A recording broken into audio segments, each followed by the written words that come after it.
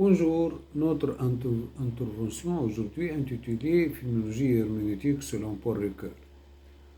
Premièrement, la philologie. Ricoeur s'est intéressé à la philologie husserlienne et contribua à l'introduire en France. Il traduit notamment les Édines A de Edmond de Husserl et produit un travail sur l'héritage philologique en général en 1986 intitulé À l'école de la philologie. Cette thèse de doctorat, qui date de 1950 et porte sur la philosophie de la volonté, est imprégnée des pensées philologiques. Elle consiste pour le premier volume à une édiétique de la volonté, dans le prolongement de la théorie husserlienne de l'édétique. La philologie n'est cependant pas l'horizon complet de la méthodologie de Ricoeur. Le paragraphe intitulé La méthode descriptive et ses limites, que l'on trouve dès les premières pages de la philologie de la volonté, en appuyant les limites de la méthode descriptive, soit de la philologie, marque le caractère limité de ce que ne peut combler l'aspiration du philosophe à l'inconditionné, c'est-à-dire à l'unité. C'est pourquoi la méthode philologique qui ne décrit le phénomène que pour autant qu'elle le brise, qu'elle en montre la dualité de l'intelligibilité est appelée à un dépassement. Les titres du premier tome de la volonté, de la philosophie de la volonté marquent cette dualité, le volontaire et l'involontaire. La phénoménologie appliquée à l'étude de la volonté échouée à fournir une intelligibilité totale ou du moins unifiée de ces phénomènes, tendus entre le pôle volontaire et le pôle involontaire. C'est pourquoi Ricoeur s'efforce en permanence de trouver l'unité du phénomène de la volonté à un plan non phénoménologique, à un plan ontologique. Pourtant, cette ontologie, comme en témoigne la conférence que Ricoeur prononça devant ce maître, l'unité du volontaire et de l'involontaire comme idée limite, reste une marge, un résidu de la phénoménologie. La réflexion n'atteindrait ainsi l'être que par le détour de la phénoménologie, en tant que la phénoménologie éclaire par la dualité même qu'elle révèle dans le phénomène, sur la nécessité de trouver une unité au-delà d'un plan strictement antique. Selon Paul Ricoeur, la fonction centrale de l'herméneutique est de récupérer, de restaurer le sens. Il choisit le modèle de la phénoménologie de la religion, en soulignant qu'elle est caractérisée par la préoccupation sur l'objet. Il écrit sur quelques auteurs dans le domaine comme le suivant: Rudolf Otto, Gerardus van der Leeuw, Maurice Leonhardt et Marcia Eliade. Selon Rudolf Otto, le sacré est le mysterium tremondium et fascinans. Gerardus van der Leeuw l'envisage comme une autocratie. Cette autocratie devient une théorie de la cratophanie chez le phénoménologue néerlandais de la religion et de la hiérophanie chez le phénoménologue romain de la chez le phénoménologue néerlandais chez le phénoménologue romain de la religion.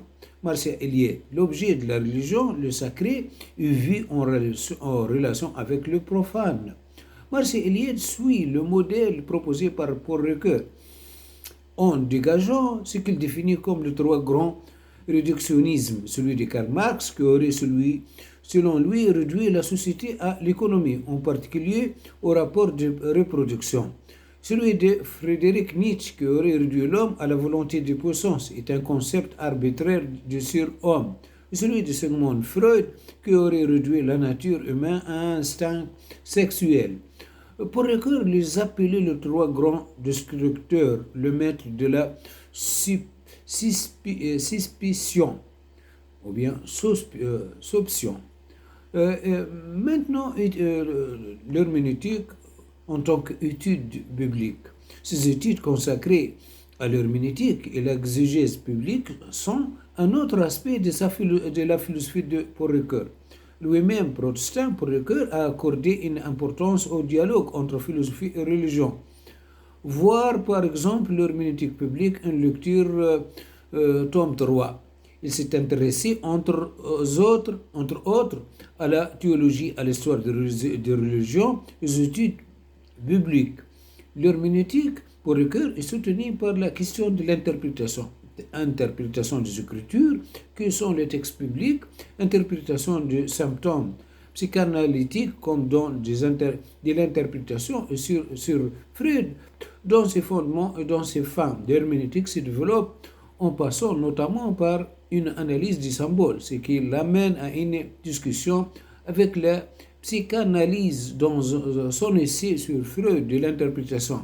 Il expose dans le terme suivant la fonction de l'herméneutique.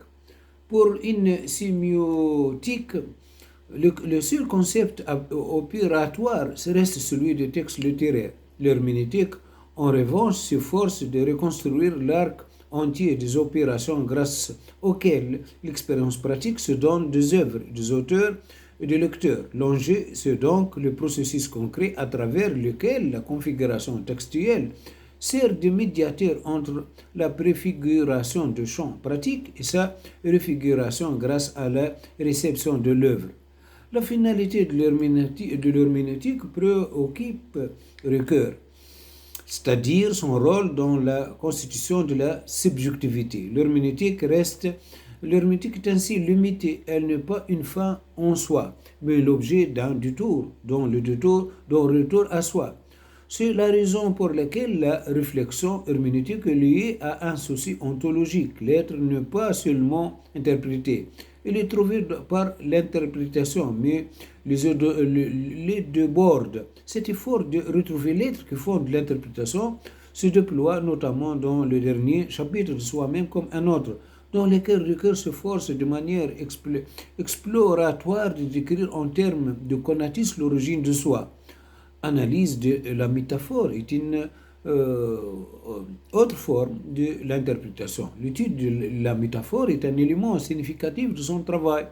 Dans la métaphore vive, paru en 1975, Ricoeur étudie en effet la fonction poétique de la langue, et plus précisément le concept de trope qui est analysé sous l'angle linguistique, poétique et philosophique.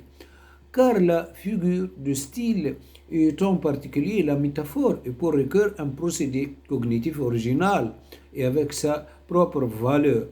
La fonction de transfiguration du réel que nous reconnaissons à la fiction poétique implique que nous cessions d'identifier réalité empirique, ou en d'autres termes que nous cessions d'identifier expérience et expérience empirique. Le langage poétique tire son prestige de sa capacité à exprimer des aspects de ce que Husserl appelait Lebenswelt et Heidegger Anderweltsein.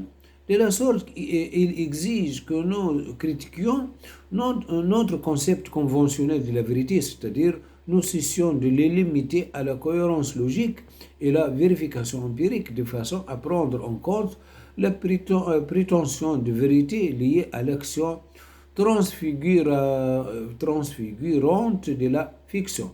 Il écrit même la métaphore, c'est la capacité de produire un sens nouveau au point de l'étincelle de sens où une incompatibilité sémantique se fondre dans la confrontation de plusieurs niveaux de signification pour produire une signification nouvelle qui n'existe que sur la ligne de fracture de champ sémantique. Dans le cas de narratif, j'ai muté et risqué à dire ce que j'appelle la synthèse de l'hétérogène ne crée pas moins de nouveautés que la métaphore, mais cette fois dans la composition, dans la configuration d'une temporalité racontée, d'une temporalité narrative. Cette découverte de la fonction cognitif de la métaphore repose sur le dépassement du traitement habituel de métaphore qui voit en elle un simple phénomène linguistique de transport de sens. Pour comprendre cela, Ricoeur propose de voir que la métaphore ne prend tout son sens que restitué dans le texte dans son ensemble. L'étude du récit maintenant est une autre forme de l'interprétation. En 1983, suivait les 3 volumes de Temps et récit dans lesquels il mit en avant la proximité entre la temporalité de l'historiographie et la temporalité du discours littéraire. On retrouve ici la volonté de Ricoeur de lier la fonction philosophique sur la nature du récit avec l'approche linguistique et poétique. Voilà notre intervention intitulée Philologie herméneutique pour Ricoeur est terminée. Merci bien de votre attention. Au revoir.